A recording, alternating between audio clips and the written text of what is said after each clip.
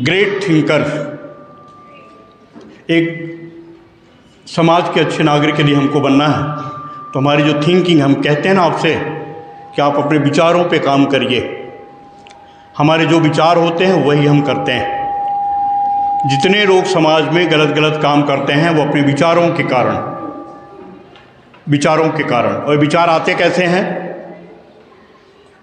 गलत दोस्त बन जाते हैं। इसलिए बोलते हैं कि अच्छे दोस्त बनाओ, अच्छे लोगों के साथ में रहो। जब गलत दोस्त बनते हैं तो गलत विचार आते हैं और जब गलत विचार आते हैं तो गलत कार्य होते हैं। ये आपको सीखना है कि राम के जो विचार हैं वो बहुत ही उच्च कोटि के हैं। किस तरह के वो थिंकर हैं? जन्मे एक संग सब भाई। जब राज तिलक दिया जाने लगा तो उन्होंने इस बात का विरोध किया कि आज ये अयोध्या में क्या होने जा रहा है। जब हम सब एक साथ जन्मे हैं, एक साथ सब हमने क्रियाकलाप किए, तो सिर्फ हमारा ही राज तिलक क्यों हो? ये एक उच्च विचार है। महाभारत में क्या है कि हर व्यक्ति जो है अपने लिए चाहता है।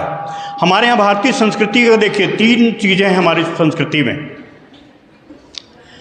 हम यदि अपना हक ले लें, आप अपना हक ले लो, इसको क्या कहते हैं?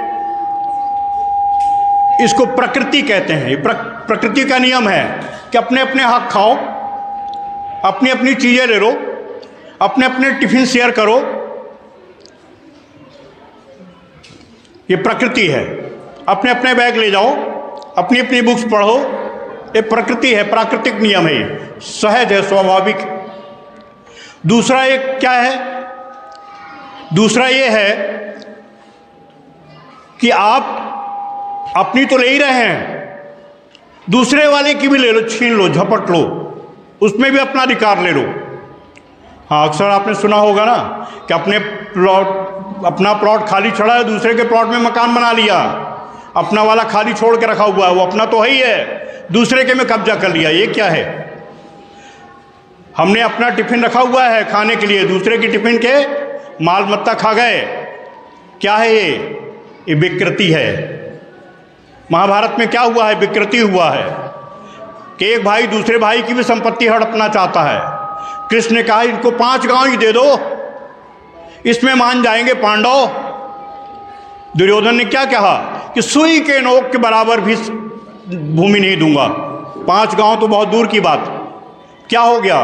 बहुत भीषण संग्राम, उस समय तक का सबसे बड़ा संग्राम उस समय हुआ। ये क्या है? विकृति है। लेकिन हमारी भारतीय संस्कृति क्या कहती है? हमारी भारतीय संस्कृति कहती है उसका तो उसका है ही है, यदि उसको जरूरत है तो हमारा भी उसका है। अभी कोविड के टाइम पे एक घटना आपने सुनी थी। 70 साल के वृद्ध को एक बेड मिला ऑक्सीजन वाला।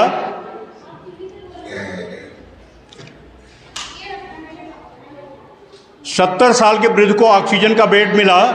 उसी समय वहां पर एक युवा आ गया। उस 70 साल के वृद्ध ने कह दिया कि मैंने तो अपना जीवन काफी जी लिया है, इस ऑक्सीजन की मुझसे ज्यादा इसको जरूरत। यह है हमारी संस्कृति, भारतीय संस्कृति। यह है ग्रेट थिंकिंग। इस तरह की विचारधारा, स्वार्थ को छोड़कर परमार्थ के लिए यदि हमारे विचार आ जाए तो ग्रेट थिंकिंग। राम के इसी तरह के विचार हैं। अपनी ग्रेट थिंकिंग के कारण मर्यादा पुरुषोत्तम बन गए। इतनी विपदाएं झेलने के बावजूद, या यूं कह ले कि इतनी विपदाएं चूंकि वो झेल गए सहजता से, सरलता से, इसलिए वो क्या बन गए? मर्यादा पुरुषोत्तम श्री राम कहते हैं। और किसी को मर्यादा पुरुषोत्तम नहीं कहते। पुरुषोत्तम मतलब पुरुषों में उत्तम। पुरुष ही थे ना वो, भगवान तो बाद में हम मानने लगे उनको। पुरुषों में उत्तम पुरुषोत्तम। और पुरुषों में उत्तम कौन होगा? जिसके विचार श्रेष्ठ होंगे, थिंकिंग जिसकी ग्रेट होगी, वही पुरुषोत्तम कहला पाएगा। इसलिए इन्हें हम अपना आदर्श मानकर